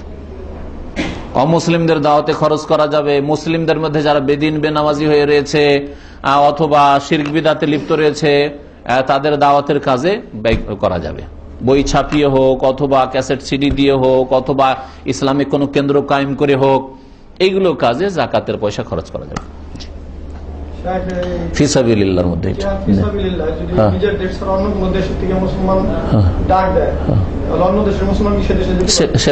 সেটা সরকার সিদ্ধান্ত, সরকার যদি সরকারের মধ্যে।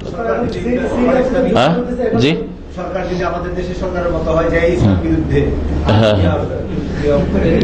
তো যখন এইরকম অবস্থা তৈরি হবে তখন করবে, কিন্তু এইভাবে করবে না, কারণ এতে লাভ থেকে ক্ষতি বেশি আছে। তো লাভ থেকে ক্ষতি, হ্যাঁ হ্যাঁ হ্যাঁ, এইটাই তো।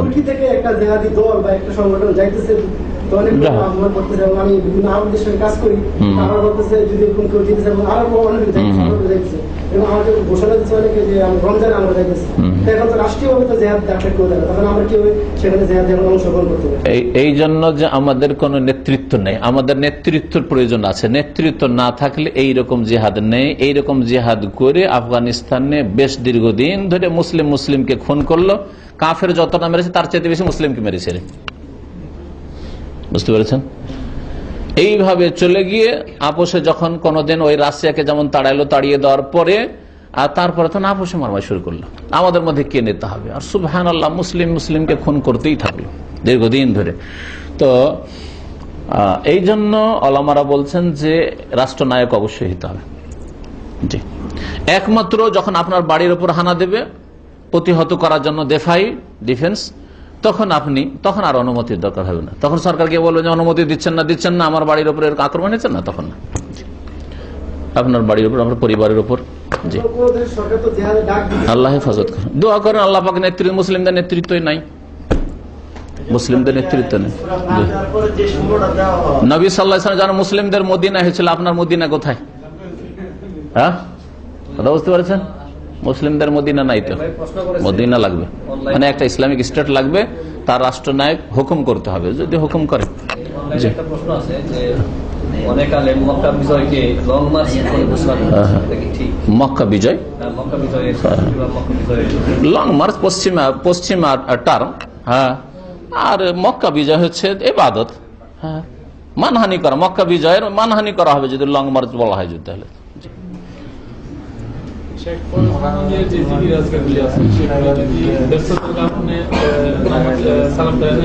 নাম পড়তে পারে, সে যদি সুন্নত করে বাইরে গিয়ে যদি চলা অবস্থায় পড়ে, কি বললেন? মানে রাস্তা দিয়ে চলা অবস্থায় যদি সময় না পায়, বসতে না পারে, তাহলে কিন্তু শখ করে চলা অবস্থায় পড়বে না, কারণ নামাজের পরেই বলা হয়েছে। আর যতক্ষণ মুসাল্লায় বসে থাকে ততক্ষণ ফেরেশতারা দোয়া করতে থাকে, সুতরাং বসেই সেই জিকির আজকারগুলি করা উচিত। তবে হয়তো দোকান খুলতে হবে তাড়াতাড়ি, না হলে তো কফিল এদিকে অসন্তুষ্ট, হ্যাঁ হ্যাঁ, সমস্যা, ডিউটি আছে ইত্যাদি, তখন চলে যাবে আর ওখানে গিয়ে পড়বে। কাফন আমার আপন, কবর আমার ঘাটি, ওই কবরে যেতে হবে, থাকবে না কেউ সাথী। ওই কবরে যেতে হবে, থাকবে না কেউ সাথী। কাফন আমার আপন, কবর আমার ঘাটি, ওই কবরে যেতে হবে, থাকবে না কেউ সাথী। ওই কবরে যেতে হবে, থাকবে না কেউ সাথী। থাকতে হবে